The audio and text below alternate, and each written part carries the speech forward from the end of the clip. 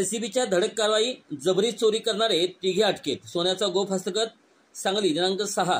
सांगली स्थानिक गुन्हे अन्वेषण शाखेच्या एलसीबी पथकाने चोख गुप्त तपास करत जबरी चोरी करणाऱ्या तिघा चोरट्यांना बेड्या ठोकल्या असून त्यांच्या ताब्यातून चोरीस गेलेला सोन्याचा गोफ हस्तगत करण्यात आला आहे.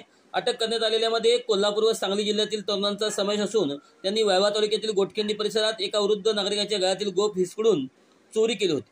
ही घटना उघडकीस आल्यानंतर माननीय पोलीस अधीक्षक संदीप घुगे, अप्पर पोलीस अधीक्षक कल्पना बारावकर यांनी स्थानिक गुन्हे अन्वेषण शाखेस गुन्ह्याचा तपास करून आरोपींना पकडण्याचे आदेश दिले होते.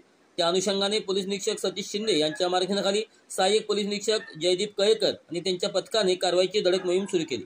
दरम्यान police head constable Sandeep Gurav, police constable Suraj Thorat यांना त्यांच्या गोपनीय बातमीदाराकडून माहिती मिळाली की चोरीच्या सोन्याचा गोफ विक्रीसाठी सांगलीवाडी टोल नाका परिसरात आणला जाणार आहे.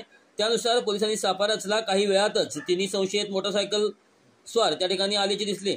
पळून जाण्यापूर्वी पोलिसांनी त्यांना अटक केली. अटक आरोपीची नावे पुढीलप्रमाणे आहेत: प्रेम दीपक कांबळे, वय वर्ष 21, राहणार खोचीपाटा, सावर्डे, तालुका हातकणंगले, जिल्हा कोल्हापूर. तुषार शहाजी कांबळे, वय वर्ष 19, राहणार खोचीपाटा, सावर्डे, तालुका हातकणंगले, जिल्हा कोल्हापूर.